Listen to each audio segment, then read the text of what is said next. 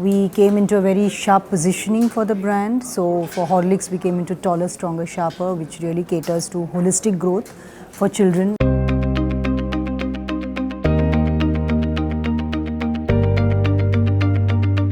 Hi Trupti. Hi. So your biggest brand, which is Horlicks, has a 140-year-old history.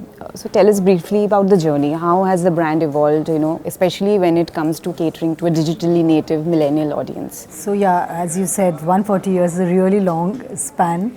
And the brand has had multiple makeovers. So I would say rather than going into the entire history, I think the last few years, last couple of decades I would say, have seen a lot of action.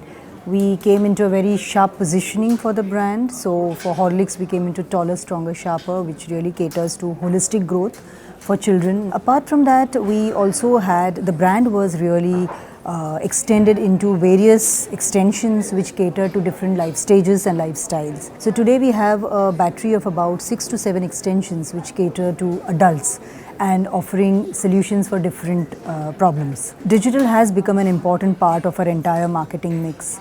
And one of the most recent and successful campaigns for us has been Emotional Nutrition Campaign, where we actually visited students in Kota, where suicide is a big issue, and we created an entire story around it to bring consciousness and awareness around their issues.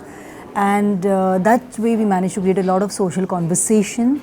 It was a real issue, so it really connected with the brand's purpose. At the same time, the brand imagery got an uplift. So there have been initiatives time and again where digitally we are trying to involve with the audience because it allows interactivity and allows us to really explain the various facets of the brand because it's such a wide brand, individually and customized to the various consumers. Horlicks has several brand extensions. Yeah. What is the philosophy behind it and how has it worked for you? Yeah, so as I said, the philosophy really is, it's not one thing for the entire this, Women have a different nutritional need, men have a different nutritional need, pregnant women have a different nutritional need, toddlers have a different nutritional need. So what we realized is every life stage, while there is a common nutritional base that everyone requires, every life stage has certain things and certain places where they need something more. For instance, in the case of women, calcium is a big requirement because after 30 and because of pregnancy also,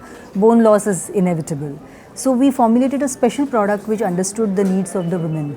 Similarly, a toddler, for instance, the brain development, 90% of the brain development happens up to the age of 5. So the product Junior Horlicks is formulated to understand the toddler needs and work accordingly. So we have tried to create products which understand the consumer functionally and emotionally. Indians are becoming more health aware.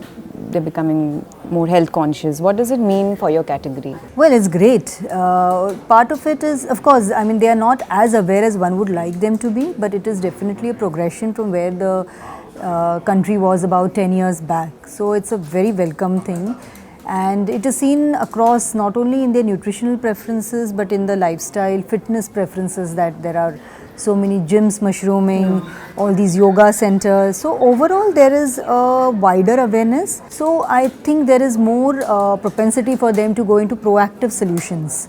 And that is helping the pharma and the healthcare industry in general. So for the FMCG space, is the adoption of e-retail happening fast enough or is it a priority? So actually it is not happening as fast as one would have liked to, simply because normally the cost associated with an FMCG product is not very high. The bucket price is a little low. However, some of our specialized products which are slightly premium, like Horlicks Protein Plus, or Mother's Horlicks as we spoke, those are the ones where we are really trying to use e-commerce, and one is seeing benefits of those, but it's still, there is a way to go.